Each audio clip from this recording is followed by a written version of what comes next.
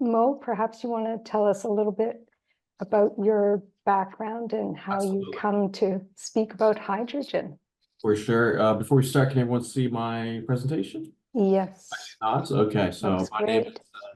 Dr. Moe Qureshi. Although I'm not a medical doctor, I have my degree in chemistry. So I did my undergraduate degree, my bachelor's of science in chemistry and environmental science at the University of Toronto in Ontario. I then pursued my PhD in chemistry, specializing in renewable energy in KAUST, King Abdullah University of Science and Technology in Saudi Arabia. And after that, I did my postdoc and did a lot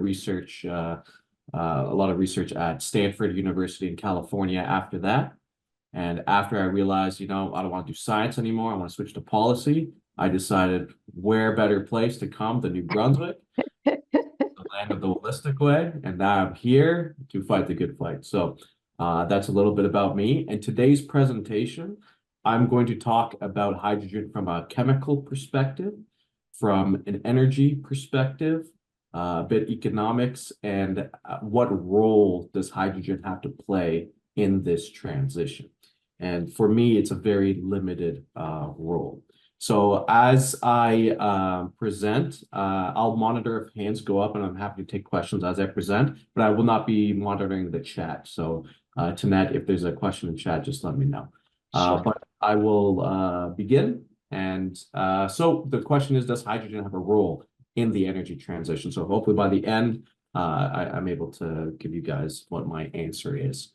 So first, to start off of my work, actually, I did not do my degree in hydrogen specifically. It was in producing hydrogen. But because my PhDs were on producing hydrogen, I had to study hydrogen in general. So from going right to what I call the basics, which might not be the basics for many of you here in terms of chemistry, today we're going to be talking a lot about electrolysis or electrocatalysis. So what does that mean? That's when you have a solution in a liquid form, you have a cathode and an anode. And usually it's water here. It can be an acidic solution or a basic solution.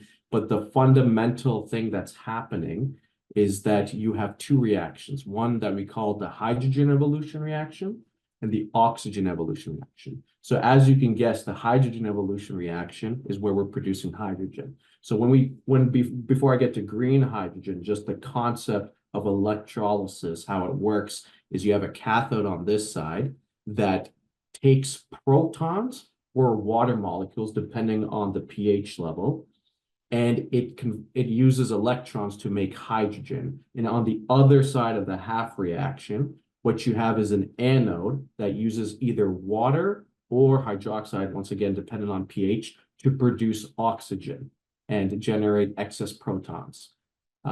So try to, as we go through, this is the fundamental reaction that's happening when people talk about green hydrogen, when they talk about electrolysis and electrolyzers.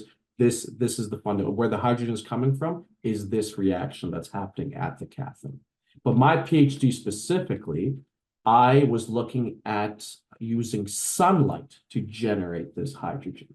So I worked on three different ways. These are the three ways of doing it. There's photocatalytic water splitting, which is kind of the ideal situation where you just take a powder, and this powder can absorb light and react with water to produce both hydrogen and oxygen. So no wires, no connections to anything, just a photoactive powder covered with a tiny bit of catalyst, which is either platinum or something, to produce hydrogen or oxygen.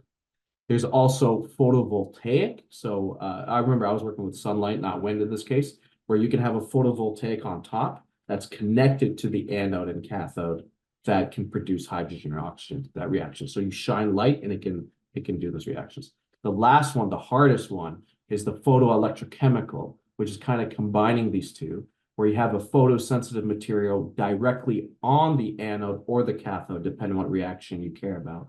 And you shine light at it, and it can produce hydrogen or oxygen in that liquid medium. So my PhD was focused on these three, but with the fundamentals of this electrocatalytic reaction that's happening here. So I promise the rest of the presentation won't be this dense, but just to give you some background on the kind of work that I did and trying to use materials that absorb light to produce hydrogen. But now coming back to this current discussion, I just wanted to share two resources that we have on hydrogen. So we have a fact sheet that I put into the chat here. For me, I say good as a chemical, not as an energy resource, and I'll get into those details later. We also have a great video, which I can show now or at the end. I'll see what the interest is by the end, but this is just one of the snippets from the video that we created recently. So just to give a general summary, people always wonder like how really effective is a hydrogen battery versus an electric battery? Well, you need 3 times more electricity to use a hydrogen battery than an electric battery. So that's kind of the crutch of hydrogen as an energy source. So avoiding that. So now to actually get into the prelude is done. So what is hydrogen? Hydrogen is the most abundant element in the universe.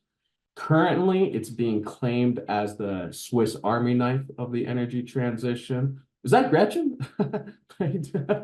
I'm sorry, I just noticed her coming over there. And I will say that this presentation is it's a lot of my work and a lot from the Hydrogen Science Coalition, which I put in the chat as well for those that aren't aware of them. But right now, some people, they're claiming hydrogen. It can be used for everything. We can put it in all processes in our life. It can be used for transport, heating, or energy storage. But something that people often forget is that hydrogen is not a fuel. It is an energy carrier. What does that mean? It means it is made from other forms of energy.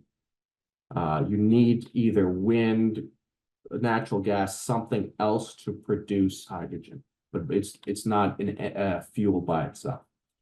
Hydrogen must and has to be manufactured, which does involve energy losses, something to keep in mind.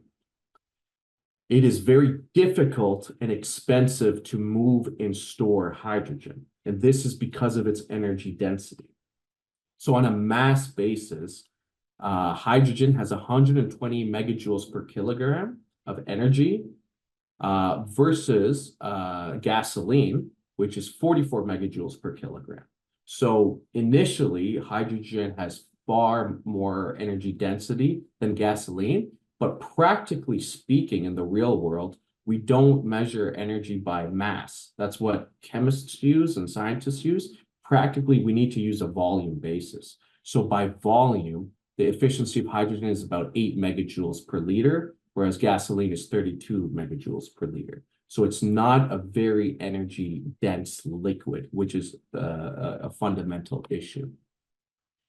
Technically speaking, if you burn hydrogen in a fuel cell, the only byproduct is water, because you mix hydrogen and oxygen together to produce water. But in reality, if you were to have a hydrogen fuel cell in a car, it's not pure oxygen that's going through the intake. It's also nitrogen, which is 80% of our atmosphere as well. So nitrogen goes into the intake as well, and that can react with the products in there that could produce that will produce nitrous oxides, which I deliberately added this here because I know a lot of CAPE people are here, so which is a respiratory and carcinogenic effect. So when people talk about hydrogen fuel cells, it's, it just only produces water. Well, it does use air in our environment as the inlet, right? So you need to consider nitrogen is in that reaction as well. From the Hydrogen Science Coalition, which I borrowed a lot of the material for this presentation, every use case of hydrogen as a fuel is questionable on the basis of physics and economics, which I'll go into detail a bit more. And to remind people that it is also somewhat of a greenhouse gas. 1 kilogram of hydrogen would have the same global warming impact as 11.6 kilograms of CO2. So it's not worse than CO2, but it still has an impact that we should be aware of. And the reason why this is important is because, as I'll talk later, if you try to store hydrogen, hydrogen has a very high leakage rate. It's very easy to leak from any metal that you try to store it in. So that's the basics of hydrogen. And just to nerd out in science, once again, in the chemistry, this is a common graph that's used in the chemistry world. So on the x-axis on both the top and bottom is the gravimetric density, which is by weight. These are just different units here. And on the y-axis on either side is the volumetric density, so the more practical use of the energy. And you can see all hydrogen, if it's liquid or even in gaseous phase, like very high gravimetric density, but tremendously low volumetric density. So practically speaking, this is a very difficult fuel source to use. What you want is a very high volumetric density, which tends to be diesel and gasoline. Just to nerd out a bit. So how is hydrogen made? And this is from our fact sheet. We tried to use a nice little legend here to coordinate certain images with the production of hydrogen. So we have expensive, difficult to scale, so the scalability of the project, how environmentally damaging it is, if it's climate action friendly, or if it's an inefficient production process. So to begin, we'll start with the bad. There's gray hydrogen. Don't worry about this right column, only if you're interested, but gray hydrogen is produced via steam methane reforming, which I'll explain what that is. In this case, gray hydrogen, it's 99% of the time talking about natural gas. Blue hydrogen is essentially gray hydrogen that has carbon capture capabilities attached to it. And you can see here that with the symbols, the gray hydrogen, we know it's environmentally damaging. Blue hydrogen, however, is quite expensive, difficult to scale, environmentally damaging, and is inefficient. So I'm not a fan of blue hydrogen, as you can tell. And black hydrogen and brown hydrogen is typically hydrogen that's produced from coal. So that's definitely one of the worst. But oftentimes people also call gray hydrogen and black hydrogen because it's a fossil fuel. That's fine. You might hear those terms used together. So just to give you some context for Canadian numbers, at least, I think Canada produces about 3 million tons per year of pure hydrogen, and 92% of that is this gray hydrogen. And for blue hydrogen, this blue hydrogen does have a very high fugitive methane emissions. So methane leak is quite common in the blue hydrogen process. And currently in Canada, I think it's about 0.23 million tons per year from blue hydrogen coming from Shell Quests. But if you look at the news, I think this article came out last year. Shell's Quest for blue hydrogen plant emits more carbon than it captures. So it's only capturing about 48% over the last 5 years, which is way below what was promised. For those of us working on the new clean electricity regulations, we've been told that 90% was possible, but it doesn't seem like this technology is anywhere near that capability. So we're trying to call out industry on these false claims. Just to explain gray hydrogen a bit, what steam methane reforming means. That means you take methane, it's reacting with steam, which is, of course, water. So that's what's called steam methane reforming. It's confusing because this is often called SMR. It's not a small modular reactor, but this is the term that's used in industry. Just you may see this around. So you take methane, you react it with the steam, and you produce carbon monoxide and hydrogen. But what you can do is you can take this carbon monoxide and react it again with more steam to produce more hydrogen. And actually, what engineers can do if they're clever, which every industry is doing, is that this is an endothermic reaction and this is an exothermic reaction. So you can actually put these reactors close together, and the heat that comes off the other can fuel the other reaction. So that's what they do. But as you can see, it does produce a tremendous amount of carbon dioxide. So it is emitting. And this is where 92 to 95% of hydrogen is currently made. Next, I want to highlight green hydrogen. So green hydrogen, I label it as expensive. It's a bit difficult to scale. However, it is climate action friendly. So green hydrogen converts surplus renewable energy sources to electrolyze the water. And the electrolyze goes back to that first slide of the anode and the cathode together to produce that hydrogen. So you use either electricity from solar or wind to do that reaction. I also wanted to share, there are more colors of hydrogen, just so that you are aware. There is pink hydrogen, which might be it's coming up in New Brunswick. Pink hydrogen is when you use nuclear power to generate hydrogen. I cannot think of a more expensive way to produce it, but it is one of the colors. There is turquoise hydrogen. Turquoise hydrogen is made through methane pyrolysis, so it's a different kind of reaction where you're very high heat. But this one's quite difficult to scale. There's yellow hydrogen, which I also consider this green hydrogen, but it's specific that it's solar powered hydrogen. And finally, there's white hydrogen, which is almost non-existent, but it's when it's geological hydrogen. So when the earth produces its own kind of hydrogen, as a sense. So I have all that in the fact sheet if you want to read the details of that some more. So going on now to hydrogen in the Canadian economy. So as I put in the earlier slide, Canada is currently producing approximately 3 million tons per year of hydrogen, of which 92% of that is the gray or black hydrogen. And it takes roughly 50 megawatt hours of energy to make 1 ton of hydrogen, if you were to do it via electrolysis. So that means that just in Canada alone, that it's going to take 150 terawatt hours. I cannot express how big of a number this is. 150 terawatt hours of electricity to just clean the gray and black hydrogen we currently have in Canada. And to put that number into context, in 2019, Canada's total electricity production was 632 terawatt hours. So what does that mean? That just to green our current hydrogen production, it would take about a quarter of all of Canada's electricity to do that. So I think we're starting to see the scale of the issue here, and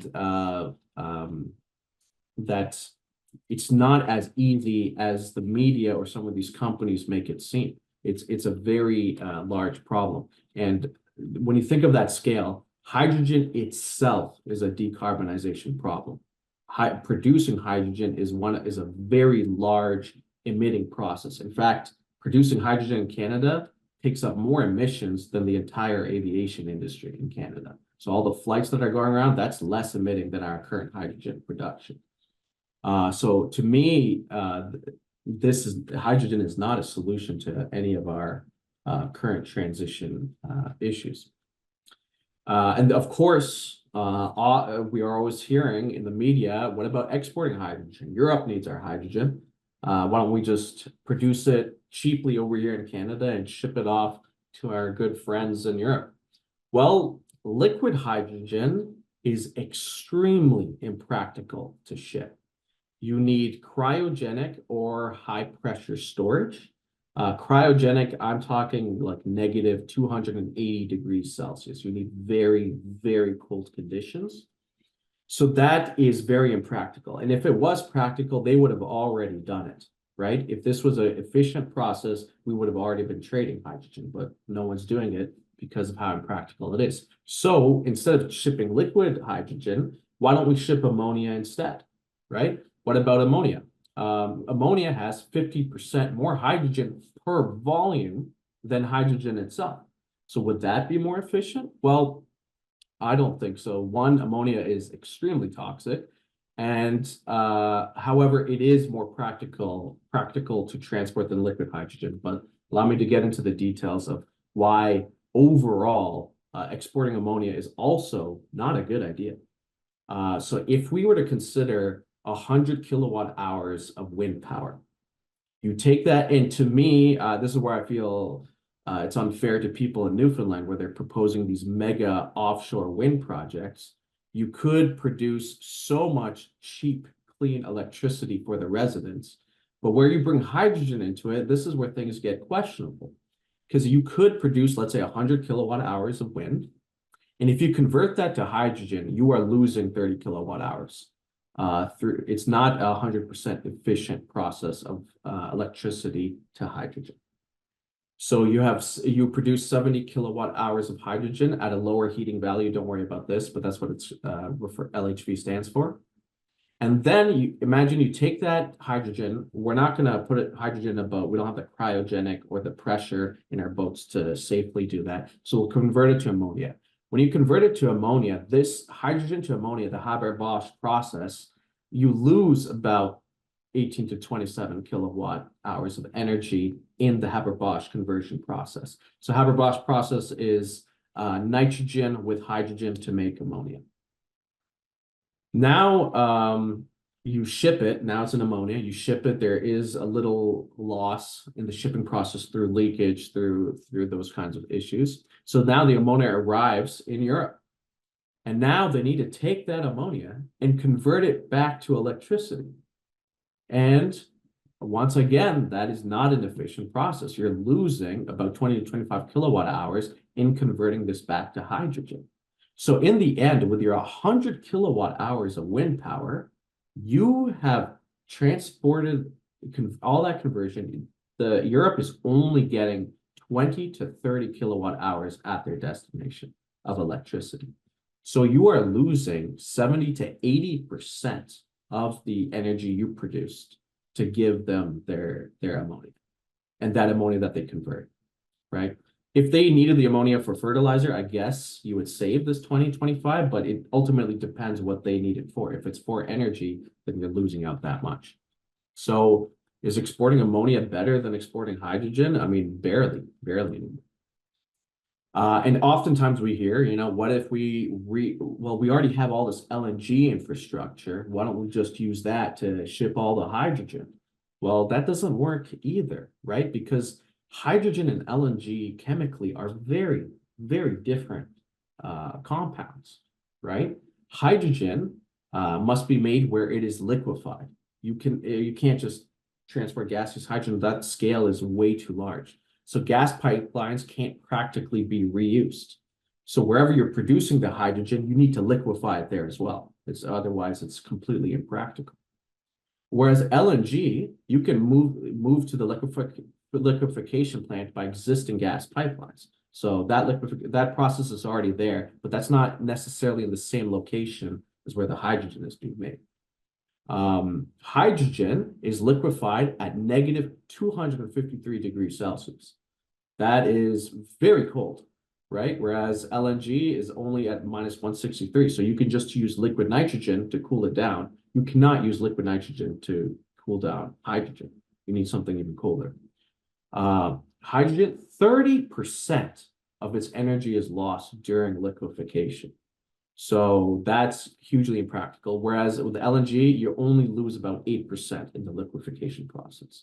So it's already more expensive to produce hydrogen, and now you're losing 30% on just the liquefaction. Not ideal. You would need 4 times the shipping and storage for the same amount of energy for LNG. Just because it's not energy dense volumetrically. It takes up way more volume. So you need 4 times the shipping and storage. And hydrogen is stored in vacuum insulated spherical tanks. And these are stored in flat bottom insulated tanks. So the storage system is different. I don't want to get into those details. It's a bit too technical that I don't even understand. But the way you store these two materials are not the same. We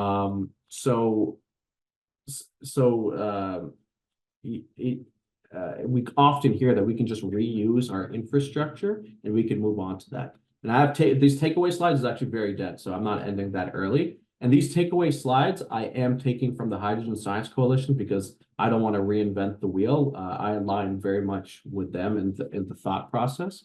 So first is the only zero emissions hydrogen is renewable hydrogen. We oftentimes hear in the media that blue hydrogen will be zero emissions because we can capture it. That is simply not true.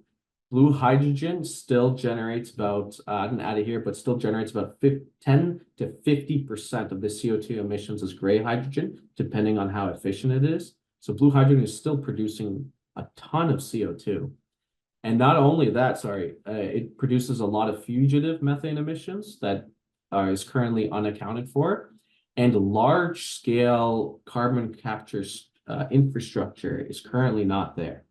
They've been trying it, but it's not reaching the potential that they claimed it would. So blue hydrogen is very much emitting. Make no mistake with that. Not only for CO2, but methane as well. So if the first thing that we need to just stop people on the misinformation is that, you know, blue hydrogen can be low emitting, it certainly is not. The next is that we need to decarbonize existing hydrogen first. What does that mean? That means that a hydrogen that's currently being used as a chemical. So I said that hydrogen as an energy source is extremely impractical. Well, we do need hydrogen as a chemical. Why? To produce steel and iron reduction, to produce fertilizer. In the petrochemical process, like to make various plastics from it, whatever, hydrogen is used in the chemical industry for many different reasons, but it's used as a chemical, not an energy source. So regardless, we're never going to get rid of the need for hydrogen. So the priority should be decarbonizing the chemical hydrogen that we need first and foremost, in my opinion, and also in the Hydrogen Science Coalition's opinion. Hydrogen shouldn't delay efficiency in electrification solutions. This couples with the previous one, where right now we're seeing all this hype over hydrogen and that, hey, we should make this hydrogen for our energy problems. No. We do not need hydrogen for our energy problems. We need hydrogen for chemical issues that we need to resolve and decarbonize that sector to help decarbonize the industrial sector. But for energy, I strongly disagree with that. When electricity can be used instead of hydrogen, it is more efficient, it is cheaper, and it is far less emitting. So a more mature solution is quicker to deploy. So I don't think that hydrogen as an energy source should be considered. I think that it's just a delay for real solutions. Blending hydrogen, I've also heard this, is a complete and utter waste of time. You can blend 20% of hydrogen into LNG. That is possible before you need significant retrofits. However, when you do that process, when you blend 20% into the LNG, just for the sake of reusing your LNG infrastructure, that blend, you have to burn 14% more to get the same amount of energy. So you're blending for what is the question, right? You're blending just to burn more. It's not a real solution.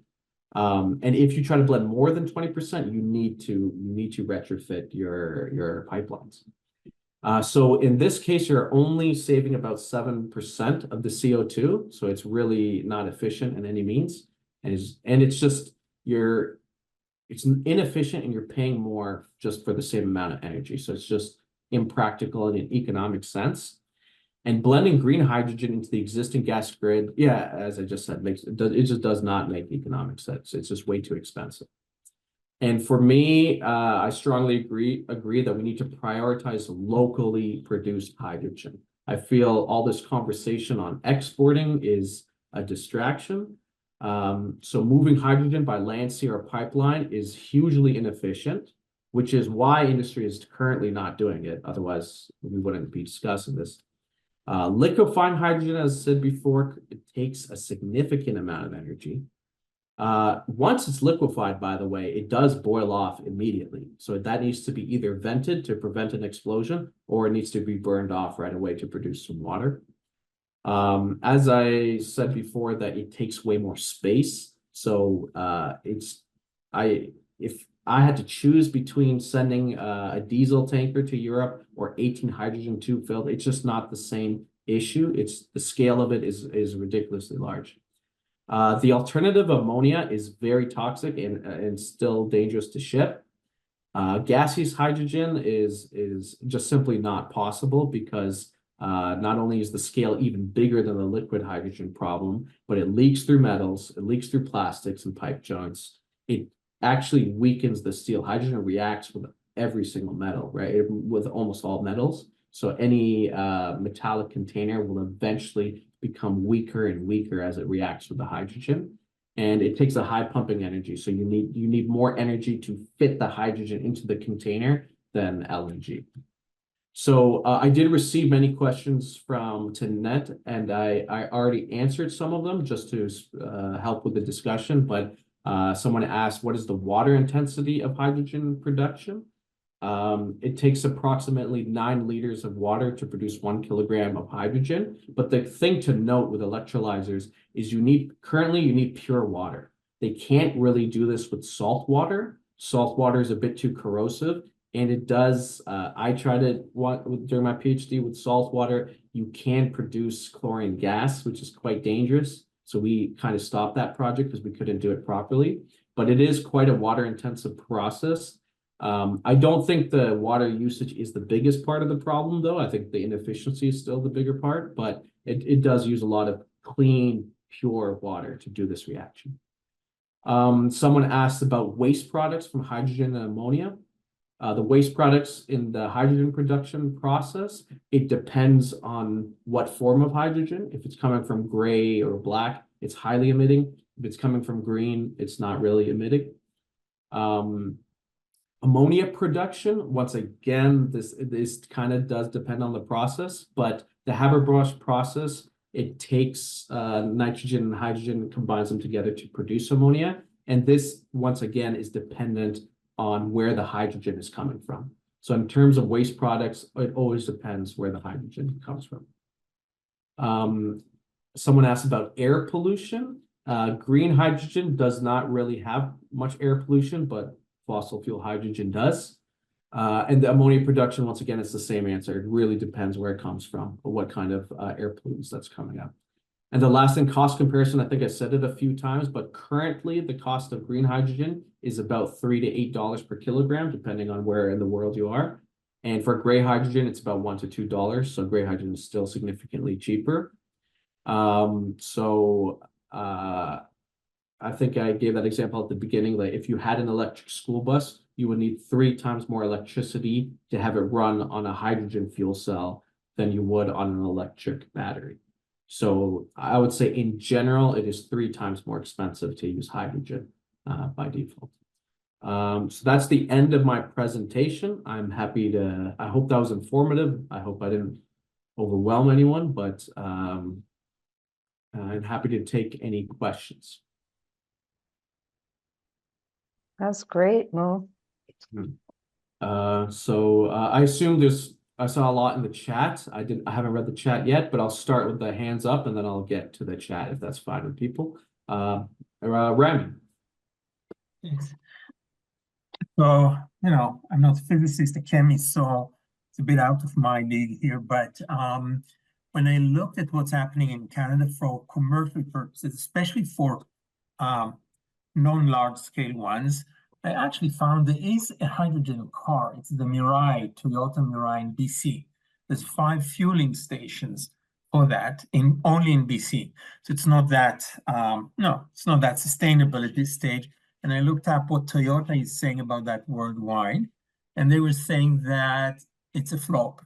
So they're not going to continue to manufacture Mirai, but they are going to focus hydrogen energy on trucks. So, which is interesting. I'm not sure if they'll follow through on that, but so what is your take on use of hydrogen for the motor vehicle industry, especially for private use? Because you said buses are not efficient. Yeah, in terms of personal vehicles, smaller vehicles or lighter trucks, I don't think hydrogen is useful, I find it completely inefficient and expensive. In terms of for the trucking industry, the logic that the trucking industry has is that, it's long distance. They want fast fueling times and as cheap as possible, right? So when you have an electric battery, it does take time to charge. So even if it's a fast charger for a large truck, it would still take with a fast charger.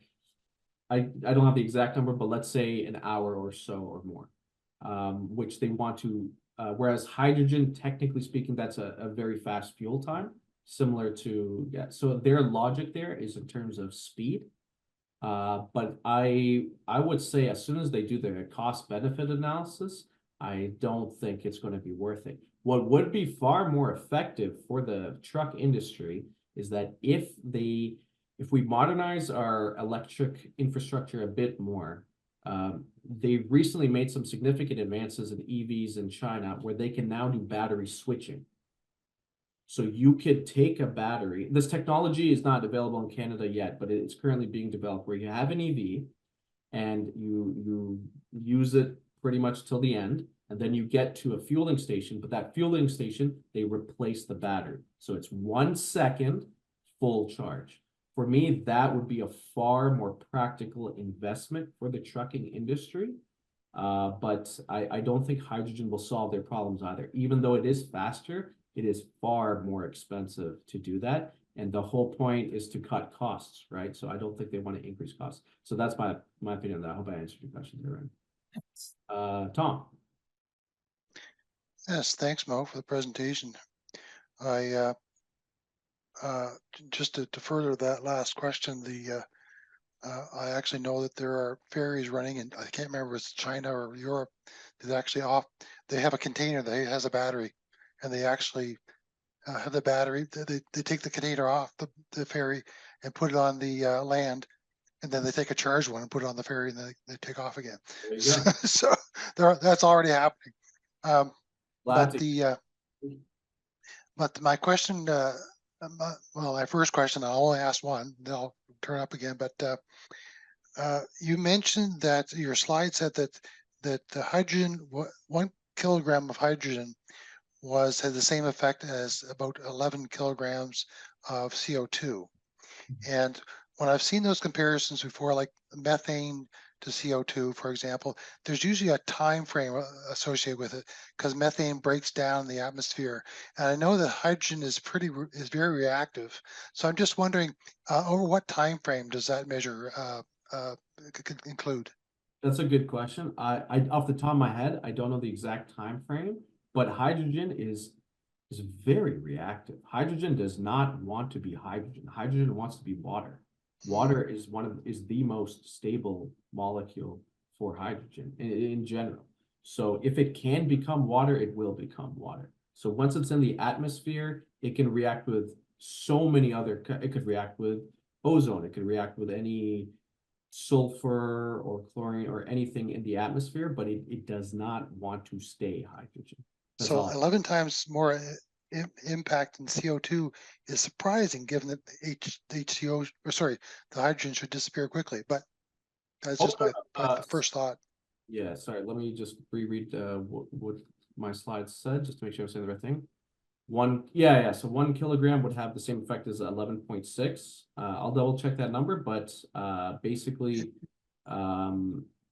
it is very reactive, and I think that's whatever's in the atmosphere already. And water itself is a greenhouse gas. It does absorb a ton of heat. So if you have just excess hydrogen that shouldn't be there, it's going to instantly convert to water and absorb all that heat as well. So it's if you want, I can look into those details a bit more, but I don't know the timeline of how fast it breaks. But from my chemical understanding, it's pretty fast, I would say. Thanks, Mo. Rami's hand is still up, but I'm assuming he doesn't have a question again. I'll pass it to Jean-Pierre. Hi, I'm JP Finet. I am an analyst and spokesperson for a group of 10 environmental associations in Quebec, including the Quebec branch of CAPE with Patricia. We intervene mostly in front at the Quebec Energy Board and with gas and electric utilities. And I just wanted to mention a few things. Well, first, thank you for your presentation. I found it very interesting, mostly the aspect of how much electricity it would need to replace existing production of hydrogen. I would like to get it for Quebec only, but that's we can talk about it later if you want. One precision though, it's according to NRC, it's maximum of 5% of blending hydrogen in the existing gas system. I know they say somewhere the accelerator for transition says 20%. I had them to correct it supposedly, but They have not, I think, but some places they say 20%. Some utilities also say, well, you can bring a few little changes to bring it to Yeah. 20%, but this is not verified. NRC says 5%. I can send it to you if you want. My apologies, someone's knocking at my door. Give me 1 second. Yeah, no problem. DoorDash.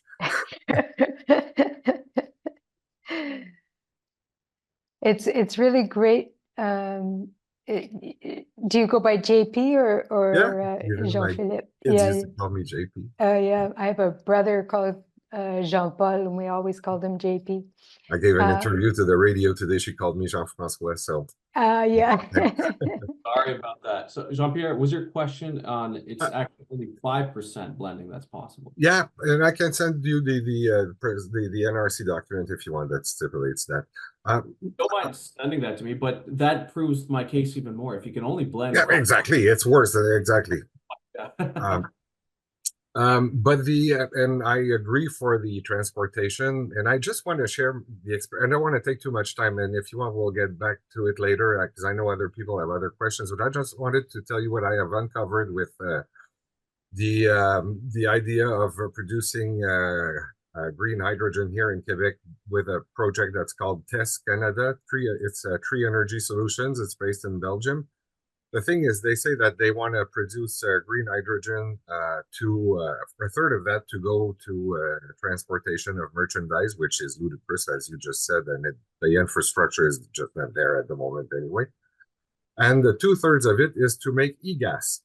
So it's to combine hydrogen with carbon, biogenic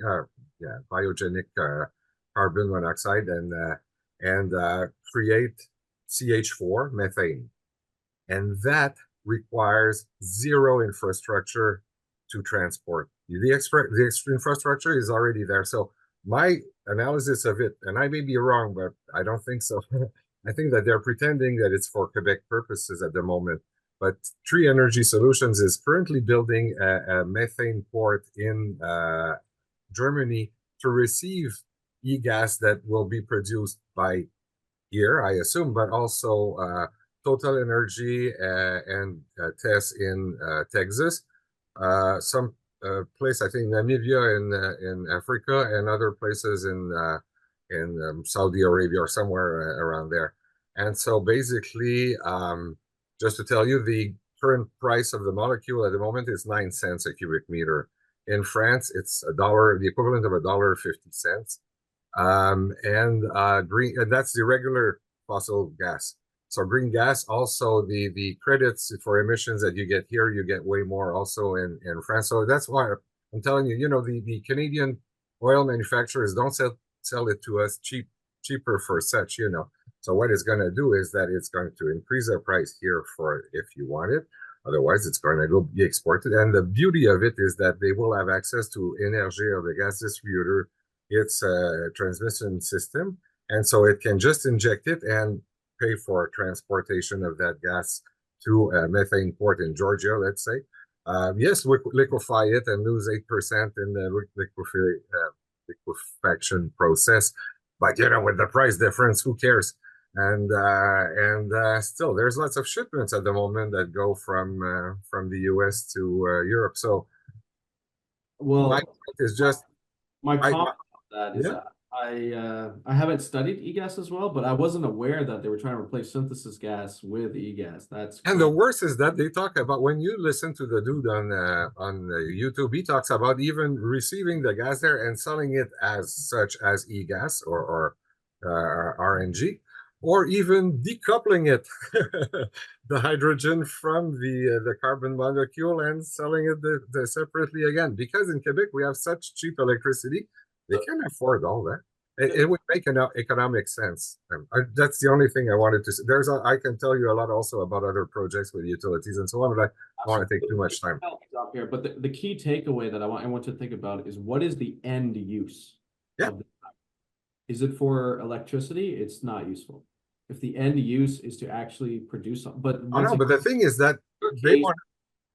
In your case, that's different, where they are trying to make a new form of syngas as e-gas, which I don't know if that's even worth it, and then use the existing infrastructure to pass it down south. Okay. Oh, I'll have to their look at, official.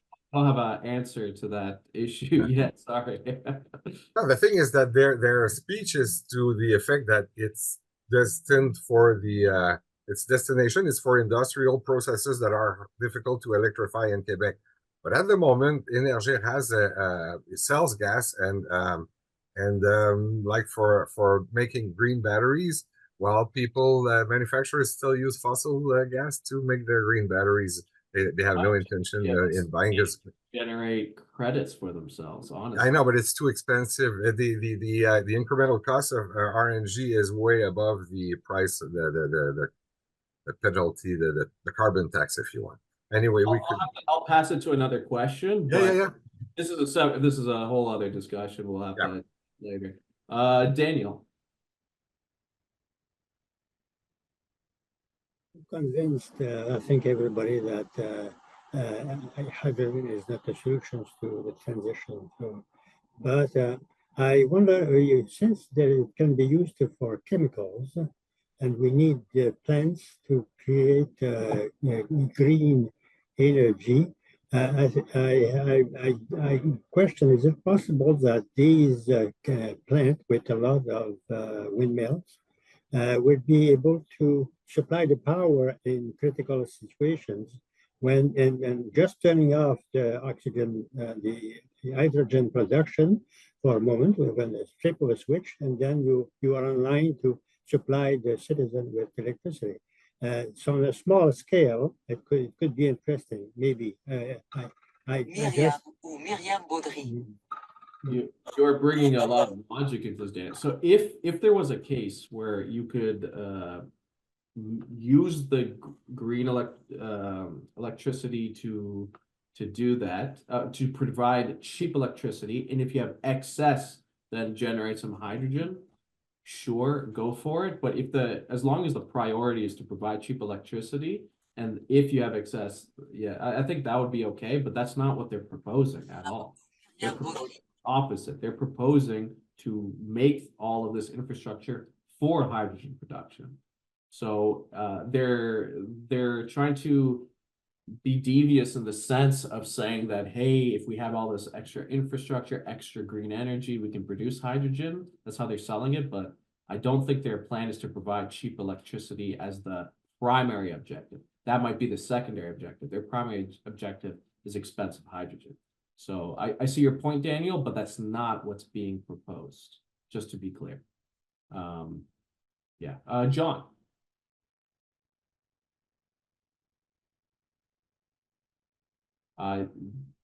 If John's not there, I'll pass it to, apologize, I can't pronounce it, Ogisto. I hope I pronounced that right. Sorry.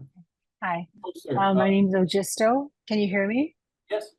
So, hi. here. So my name is Ogisto Horn. I'm a family doctor. I work in the Akwesasne community, the Ganyankehaga community or Mohawk community. We're right on the border of Ontario, Quebec, and New York State. And we've been fighting the planned building of a very large facility called Air Products, which is this green hydrogen facility. Now, I've looked into all of what we're discussing. I am not a chemist. I'm a doctor. So I haven't found anything that is concerning in terms of health. But what I have been very concerned about is the effluent from this facility. And so one of the things is that these facilities are going to be built in places where there's already infrastructure like hydroelectric power. Now, these have already caused incredible environmental damage that is not part of these calculations. For instance, in our community, we have an incredible 70-year-long history with aluminum companies, Alcoa and Reynolds and General Motors. And we also have other huge industries that were built up because of the cheap electricity provided by this huge hydroelectric power dam that went across the St. Lawrence River. One of the problems is now we have these lagoons everywhere of PCBs and aluminum and fluorine and arsenic and benzene and all lead and mercury and all this fun stuff But because of this new facility, which in itself is okay, they're putting their effluent into this previously sort of lagoon, this canal that has been quiet, and it's going to churn up and redistribute and aerosolize and change the PCBs and expose our community to these PCBs. We already have a lot of health effects from this incredible pollution. So we have this new green energy solution, and it's only being looked at by like what are the distal uses of it, and how we're gonna get the energy to supply it, whether it's gonna be gray or blue or green. But we haven't actually talked about what are the effects of doing that particular facility? Like what is that going to do in terms of the previous environmental damage that was already done in those areas? And that's something that I didn't hear in any of your discussion. I don't hear across the board, and that's what we're fighting in our community. It's actually quite a big, active problem right now. So I just wanted to know if you could give me your comments on that. Thank you. Facility that they want to build, is it hydrogen related? What's the? Yeah, it's a hydrogen facility. Yeah, it's going to be they're taking, I think 3 million gallons per day of water from the St. Lawrence River. They're going to clean it. Then they're going to put it through this electrolysis reaction. And then they're going to make this hydrogen. They're going to liquefy it. It's going to become, it's going to be liquefied. There's going to be some heat. And the effluent is going to be poured into this canal. It's a lagoon full of all this sediment, piles of sediment that is going to be heated, and PCBs are going to be, changed. Do you know, did they say how they plan to produce that hydrogen? Did they give? So I am not, so here's the problem, is that we live right on the border of the Canada-United States border goes right through our community. Ontario, Quebec goes right through our community. We're an Indian reserve. So we, under federal law and provincial law, like the Canadian Environmental Protection Act, doesn't even have a mandate to protect the environment in our community. So we're like in this huge gray zone, this no man's land. And we have the Environmental Protection Act or agency on the American side, and we have the Canadian side. So we have, we're in a gray zone. And so we're trying to protect our people. We have 25,000 people in our reserve. We're like the biggest reserve in Canada with 25,000 people. We're second largest for the Six Nations. And we don't have environmental protections. We don't have the environmental or chemical literacy to be able to understand what is exactly going on. Very, very few, people like myself who are physicians who are working in the area. Like we don't know, but I do know that we have a lot of bad stuff that's in our environment. We were one of the dirtiest places in Canada in the 1970s. And this particular green energy is at risk of re-exposing our community to this incredible burden of PCBs, which is carcinogenic and neurotoxic and all of these other things. So I'm just saying that when we talk about green energy, we are not talking about what its potential of aggravating previous exposures that we thought were dormant. So what I would recommend for you is, first and foremost, you got to figure out how they plan to make that hydrogen. If it's green, okay, well, that's a separate issue. But even after that, you said 3 million gallons of water is a significant amount of water, and this process does produce heat, as you said. So the issue that I'm seeing is where this water will go is number one. Does it go back into this effluent pond that's already there? No, it goes into a lagoon, which is full of sediment, and it's going to heat up these PCBs, of which there are 209 congeners. They're going to remove some of the chlorine because of adding heat to it, which are going to be volatilized and go into the air and right over our community. Yeah, so that's a serious issue. Yeah, I don't know what to say. Right. What would exacerbate that and make that worse is how they plan to produce that hydrogen. And you already said something that terrifies me, is that they plan to liquefy it and then export it, which brings its whole slew of its own issues there, right? It's very costly. It's very, not just costly, but it's compressing hydrogen. There is a lot of hydrogen leakage. There is a ton of that. So I think, I don't know how to help you specifically, but you need to figure out where that hydrogen is going to be produced. If it's, I mean, sorry, not where, how. That's the first issue. And then So I'm not a chemist. I'm a doctor. So I don't even know how to read that, but I've been reading hundreds and hundreds and hundreds and thousands of pages trying to figure out what is this, how is this going to affect our people who have already been affected. We have this huge carcinogenic burden that, you know, is uncontrollable. And the people who were swimming in the effluent of the aluminum factories are now in their 40s, 50s, 60s, and 70s, and they're coming in very sick. And so I want to prevent that for this like new generation. So what do I do? How do I read this information? did they submit an environmental impact assessment? Oh yeah, they did, but they completely removed from the environmental impact this particular lagoon. So I put in a Freedom of Information Act to, and haven't heard. It's been months, and in the meantime, you know, we're like sitting here going, well, what are we supposed to do? We've been gaslit. They were surprised to hear that there are actually Mohawks who actually know how to read stuff. Like we've been really we're been treated as if we're children, and you know, like they're just so we're waiting for this this environmental assessment to be passed. But because we put in such a huge such a, you know, we had so many concerns, they put it on hold for now. But we don't expect that they're going to stop it. This is a huge amount of huge thing for New York State, and there's lots of politics. What I can help with is if you can send me the environmental impact assessment, what I can do at least is tell you how they intend to produce it, and I can understand the possible heat that could be exposed with that. And so I can give you a summary of those concerns. But certainly you're right. If they plan to dump it back into the lagoon, it'll just re-expose everything, and you'll go through the same issue. That's right. Not and I appreciate that. Thank you for letting, and I will definitely get in touch with you. You can get my email through to Net, but please send me the EIA and I can find those details for you. So thank you very much. I appreciate that. There, I'm sorry, but I just want to add, Dr. Horn, that if you and I can connect in the days to come, I'll also I'm not sure if you're connected yet with some of my CAPE colleagues, but I believe that we could involve the Ontario chapter of CAPE, and also there's the place-based power project that I think, you know, would definitely be able to help plug in.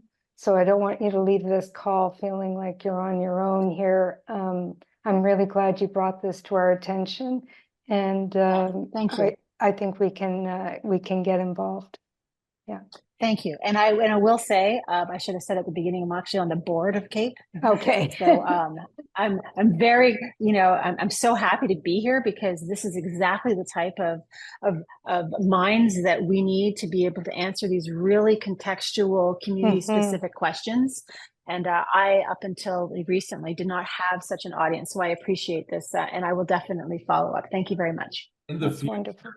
I mean, depending on how CAPE wants to do this, it could consider a deep dive on a certain project and see how to do that. But anyway, I'll pass it on to John, then Gregor. So John. Hi, well, thank you. And thanks for your presentation.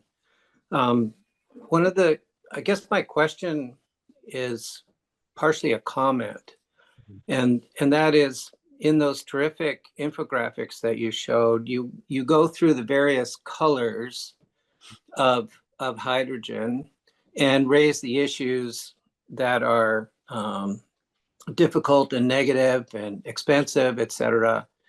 But you don't do an analysis of what it takes to actually make true green hydrogen. What happens is we tend to talk about all the colors, and then we leave green, which is a label that the industry is using. We don't make any comment about green. And so people assume that, oh, it's just easy to make green hydrogen. It's just expensive. But there are issues surrounding that in terms of regulations about that are coming out of the European Union in particular, that says what kind of renewable energy has to be used, Yeah, and on what basis? So the idea that all of the energy running the electrolyzers has to be renewable. And so if you're tied into a carbon using grid to produce if you're producing green electricity from a wind facility and you're connecting to a grid and then to a plant, the wind doesn't blow all the time and the electrolyzers need to run at close to 100%. So the European Union regulations say that if you're grid tied, if you're not producing more electricity than you're using on an hourly basis, then it's not green. And there are other regulations, both in the United States and in Europe, that have not migrated to Canada, as far as I can tell. And so it would be really helpful to us in Nova Scotia if you would be able to do an infographic on the issues around actually producing green hydrogen. What does it mean to be green? Is it pale green? Is it dark green? Is it, non-existent green? What happens when the wind doesn't blow? How do you then produce hydrogen? And how it relates to the economics of, here they say, oh, well, we'll just turn the electrolyzers off and let Nova Scotia Power have our power if you need it. But my understanding is that electrolyzers can't just be turned off. They have to be run at close to 24/7 capacity in order to physically work, in order to be economically viable. Yeah. Sure, I can comment on that. That's a very advanced and good question there, John. So how green is green hydrogen really, right? And if we think practically how industry plans to use it, if we're to decarbonize, for industrial process, they need constant hydrogen. They need constant flow. And because they're always producing or always running their plants. And with green hydrogen, you're right, that's simply not the case. The wind isn't blowing 24/7, and it might not keep up with the hydrogen that's going there. So there is that trade-off that, hey, when the wind stops blowing, we go back to gray. And it's that switching back and forth that is most likely going to happen, which is why we're trying to push that, it's not an actual solution to anything. I mean, my slide was saying that hydrogen doesn't actually solve any of the climate crisis in this sense. So you're right. Maybe I could break down green hydrogen into more colors, pale green and dark green. I don't have a full answer to you yet, but you are right that they will have to use a mix of green and gray to keep up their current production. It's just unless they're willing to invest in a significant amount more. The only projects I've heard of, like for example, making green steel, they're very clear that we will use as much green hydrogen as we can produce at our facility. But as soon as our turbines aren't going, we have to put in feed from fossil plants. So I don't know how EU is going to get around this problem, and I don't have a full answer to this yet. But I think what I could do is try to figure out a way to analyze it a bit further and see how green it really is. But as of right now, just the projects I've seen at Port au Port, for example, Port au Port in Newfoundland, they just want, whenever the wind's blowing, to produce that hydrogen, make it into ammonia and ship it out. And whenever it's on, they do it. Whenever it's off, they don't do it. But from an industrial point of view, for manufacturing, they do need constant flow. So Right. it won't be fully green. Is the Right. truth. It will not. Well, if I could get through Jeanette, maybe get connected, I can send you some of the European regulations. Sure, yeah. Or links to those, which is, if I may, a supplementary question that leads out from that is who is making the regulations that about the generation of so-called green hydrogen in Canada. aside from what might be looked at in an environmental impact assessment, who's making the regulations about the industrialization and the technology and the engineering and the manufacturing requirements and specifications to protect us and ensure that that we're not going to have environmental disasters from plants blowing up, et cetera?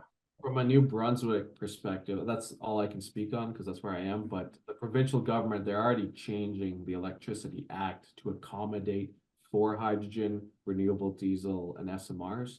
They're trying to pad all their bases as much as they can. But these regulations do not dictate how green the hydrogen needs to be or the infrastructure that's needed. That's all being dictated by industry, and it's not available to the public at this moment. So it's not transparent or accountable, is the truth, John. Sorry to give you that depressing answer, but they're working on the regulations to allow this infrastructure, but they're not looking at the regulations to control the infrastructure in a reasonable way. Thank you. Yeah. I'll see what I can do about that, but that's currently what's happening in New Brunswick. I assume similarly is happening in other provinces. Yeah, it's the same in Nova Scotia. Yeah, so that they're allowing it, but no control over it at the moment. I'm going to go Gregor next. Thank you. Yeah, very interesting presentation and thoughtful questions from everyone too so far. So thank you. I'm sort of following a John's friend and colleague, I guess, or definitely a friend and yeah, colleague. And earlier in your presentation, you were basically suggesting that any wind green, I don't like using the word green hydrogen because I just don't think most of it, at least in the Nova Scotia context, I don't see it as being possible to be green. But the wind, hydrogen, ammonia export schemes for Nova Scotia, every jurisdiction is different. It has their own situation. In Nova Scotia, we're almost 50% reliant on coal and other fossil fuels still for our grid. We are there, adding more wind online for the domestic every year, and it's slowly coming down, but we're still close to 50%, which is significant and a problem that we need to deal with. So, and I think you mentioned the Hydrogen Science Coalition as a resource in your slides and whatnot, and an excellent resource for anyone. I suggest you check out their website, everybody. I was talking with Paul Martin, a PhD hydrogen expert there just recently. I know Moe knows him. And one of the offhand quotes, he said, "Yeah, well, you should not export a single kilowatt of green hydrogen wind-based ammonia before your grid is 100% clear of coal and other fossil fuels." So. And I think it sounds like even if our grid was clean, you're still skeptical on exporting it anyway. But especially if our grid is filthy with coal, and I forget the type of coal, but it's just bad news. And we need to, every wind turbine that goes up in Nova Scotia in the next 50 years needs to go to our grid to clean it. And I know our premier's goal is to double our population in the next 10, 20 years. So I think we also need to, before we sell off the rest, after our grid gets clean, we need to anticipate where our population and future energy needs are going before we consider 1 kilowatt for export. I guess, yeah, you're shaking your head yes. It sounds like you're allowed to hear your thoughts. To me, this hydrogen is a climate distraction. There are so many more effective and important things that can be done today to solve and cheapen so much things around us, right? When I see these major projects on the East Coast of giant offshore development for hydrogen, it's frankly a bit gross in the sense that, we are in an affordability crisis, and you have this project that could provide very cheap electricity around to the locals, but that's not their priority. The industrial priority will always be the bottom line, which is dollars, right? So how do my plan at least is trying to work with the government to structure regulations that focus on cleaning the grid first, because going directly to green hydrogen to me is a bit of a waste of time. I'm sorry, not a bit, it's a huge waste of time. And there's simply no economic value to exporting this when you could be making things better locally, right? Especially when you think of Nova Scotia, I mean, any project for green hydrogen is completely wasted if coal is still on the grid. What's the point, right? What did you achieve exactly? So you have to first clean the grid. Once the grid is clean, then we can talk green hydrogen. But I feel even talking green hydrogen before the grid is cleaned up is meaningless, right? It's not actually solving the root of the issue, and the root of the issue is where our generation comes from. And our generation is still fossil based, or now being pushed for nuclear or biomass based in Atlantic Canada. So how do we change these regulations instead of making it more lax for hydrogen? How do we tighten it up so that way the priority is local cheap electricity that's sustainable, right?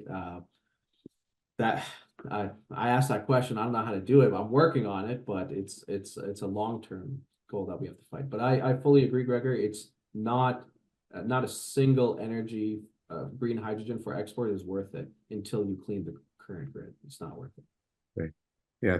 Thank you very much, and I appreciate that. I've had the same conversation with Mark Butler, who was on the call earlier, who's one of his hats is now working with Everwind Fuels in Nova Scotia.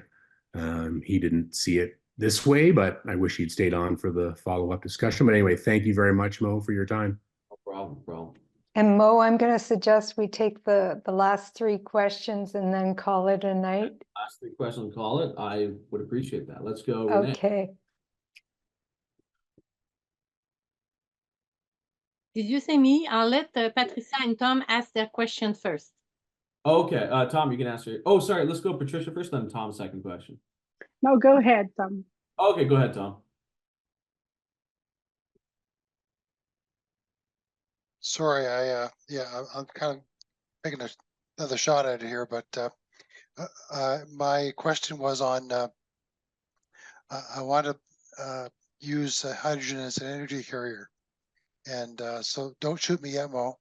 But the problem that I'm trying to solve is, although we want to deploy wind, solar, hydro, all the possible renewable energy sources that we can, but that needs storage to firm up electricity. And there's a number of storage solutions, in fact, a huge number, and they're growing and they're getting cheaper. But there's still the possibility of, in the middle of winter or high energy use time, when the sun isn't blowing, or sorry, sun isn't shining, the wind isn't blowing, etc., and it's down for a long period of time, where you need to have something. And I don't want to be burning natural gas, even if it's carbon capture. So what I'm thinking of advocating for is to actually produce it, green hydrogen, and make sure it's green, because John had a good point there, which I will follow up with you on later. And then store it in a salt cave, because that's very cheap. And apparently in the Maritimes, we have lots of opportunities to store gas in salt caves, and then burn it or put it through a fuel cell when we need it. And the thing about using something that's very expensive, it can still be affordable if you don't have to use it very often. So that's kind of my theory. Yeah, so your question is on hydrogen for storage. Storage and efficiency of those 2 things. I see. Okay, I did not cover that in my presentation. I didn't consider that, but hydrogen, we've chatted about this briefly before. Hydrogen for storage is an interesting concept if it's more of a, in my opinion, I need to do some research on this, but if it is considered a long-term and storage option, maybe. If it is kind of a short-term storage thing, No, definitely not. If you can, I don't know the viability of storing it in a salt cave, but hydrogen as a backup battery is I don't see anything completely wrong with that. If for emergency dead of winter, all the wind knocks over the transmission line, we lose electricity, and then you back up your hydrogen reserves in long-term salt storage. I don't know if there's any leakage from the salt caves. That's the thing with, apparently salt is a self-sealing mineral. I wasn't aware of this, that it's actually they already store hydrogen in salt caves in a limited number of settings, and apparently it's quite good at doing that. Okay, I'm not an expert on this. I didn't really consider hydrogen for storage, but I don't think it's the best option. But I need to study a bit more, Tom. I'm sorry. Okay, thanks. Because it's not common in the literature. But that's an interesting point. I'll have to research that. Renee.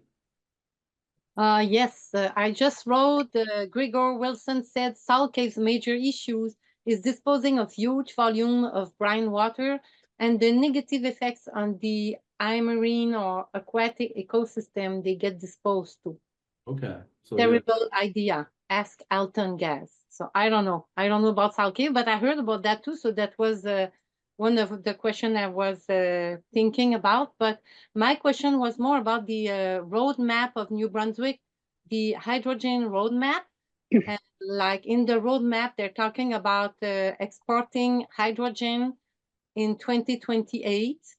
And then again later in 2035. And in the meantime, they want to develop the SMR and put them in place in 2032, 2021. And they want to change the Belgium. Belgium will finish around 2030 and will be converted in biomass. So we're afraid of about all the SMR project and biomass project. And so that won't be very, maybe greener hydrogen with SMR, but not that green with the biomass. So my question is, what can we do? Well, I'm full-time job trying to say that I disagree with their current energy strategy and the hydrogen roadmap. I don't think it's a very good long-term strategy. The issue we have here in New Brunswick, and is definitely prevalent in other provinces, but it's a bit exacerbated in New Brunswick, is there is a lot of backdoor conversations that are not available to the public. So some of these commitments, like for example, what's the odds that, the province releases this energy strategy? We're going to build 200 megawatts by 2025 of wind. And 2 months later, JDI announces we're building 200 megawatts of wind. That is an unbelievably fast turnover and timeline. So when I think of biomass, they've committed to biomass and SMRs for a very long time now, and they don't want to change that. So we will fight against it. The question is, how do we convince the public that this is not the best route to go? The government is very much convinced. Every time I talk to these MLAs, they tell me how much they love SMRs, how much they love biomass. If we're not getting through to the government, we need to get through to the public a bit more. I mean, I will still work full time against the government to fight these things, but somehow we need a calm strategy talking about health, economics, and environment tied together to show that this strategy, this roadmap that you're creating, does not help New Brunswickers. It simply does not. It's going to increase costs. It's going to ruin our health. And it's just going to destroy our local environment. So we need to convince the people that this is a ridiculous strategy. It's in no sense going to solve the root problems that we have. So I cannot express how hard I've been trying to talk with the government about things, and they're unwilling to budge because they've already committed to industrial partners. So I don't know what to do about that other than go through the public angle. So this is where I think CAPE has a strong role to play to explain like a bit about why the toxicity of ammonia or LNG effects or SMR effects. It needs to come from a public perspective that the costs of these I mean, and the health impacts associated with it are just not going to work because the government has, I'm sorry, but they've already committed to these projects way before they wrote the strategy. So I've been in New Brunswick for 1 year. I've heard it from CRED many times. What are we doing about biomass or SMR? And they've already committed before the strategy was even out, right? So we have to get through the public. That's my answer. I don't like the strategy. If that's what you're asking me, I do not like their energy strategy or their roadmap, just to be clear. Thank you very much for that answer. So we'll continue to work with you. I think it's the public we need to convince that this is not the best. Patricia. Yes, well, thank you very much for your presentation.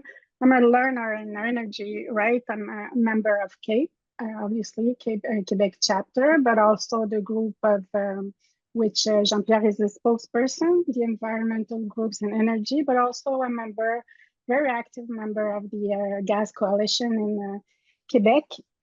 And I think I just wrote to Tinette that you should also speak with one of my colleagues, a climate and energy expert, Anne-Céline Guillon, in Nature Québec, which is a lot into biomass and energy. So I'm often saying that I'm not a doctor, but I'm a calm doctor, and one important subject that we discussed mainly in the gas coalition is about greenwashing. And I heard you twice talk about hydrogen as a distraction, but would you go as far to say in a way that could be seen as some kind of greenwashing? For me, even though you're not a lawyer. For me, everything I've heard about blue hydrogen is greenwashing. The commitments they made are certainly not real. They aren't decarbonizing what they've done. So in terms of all the promises made on blue hydrogen, I haven't seen anything delivered. I would consider that greenwashing. In terms of green hydrogen itself, it is based off, I apologize, I forgot who pointed out that, maybe we need pale green and dark green about how green it actually is, because from an industrial perspective, if they need constant hydrogen and the wind isn't blowing, they will take the gray hydrogen, right? For me, the greenwashing is more about this promise. Greenwashing is more about like the environmental impact. For me, it's more almost economy washing. You're trying to say that this is going to help us when it certainly will not, right? You're saying that this is the best use of our money. This is the best use of our time, and I don't think it is. I think that these green projects that you're building, and once again, if a private company wants, in my opinion, if a private company, a steel maker or something, they want to put up a windmill or a solar farm, and they want to produce their own hydrogen, and when it's not working, they'll import some gray hydrogen. I'm fine with that. But as soon as you get to a large scale operation and saying that we want to export this, we want to generate jobs, and we want to help the economy going, that's when I call BS. I don't think that is true. So if that's how I view it, at least. If someone wants to produce their own hydrogen to make something here today, that's not the end of the world to me. But if we're trying to help the economy, if we're trying to help the people, if we're trying to make clean, cheap electricity, it's certainly greenwashing or economy washing or any other term you want to use for that aspect. Well, thank you very much, and I'll take that with me to think it through with my colleagues. But I would argue even more because we have a campaign, the Advent campaign in CAPE, against, and we did a manual with Greenpeace about the greenwashing of fossil fuels, and we're going to launch it in Quebec pretty soon, I hope. It's been launched in December in the rest of Canada. But I would argue that for health matter and also in an economic dimension, it's very important to also speak about greenwashing, and in a perspective also of planetary health, linking environmental health and human health. it's very important, and I think it's very well. I bring it with me tonight with the rest of all what you said to think it through, because more and more I think, well, I've came to work for CAPE and NACMA because of that. I think that the health matters is a very good way to have the public attention and mobilization. So maybe that's one dimension that you could also consider forcing to work again with CAPE. Thank you so much. Yeah, no, happy to, and happy to discuss more. In the end, yeah, I would say you could consider it certainly is greenwashing to a degree.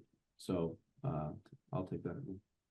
Thank you. When you consider that they're claiming it's going to decarbonize Europe, I think you can either call it greenwashing or just a plain old-fashioned lie. Yeah.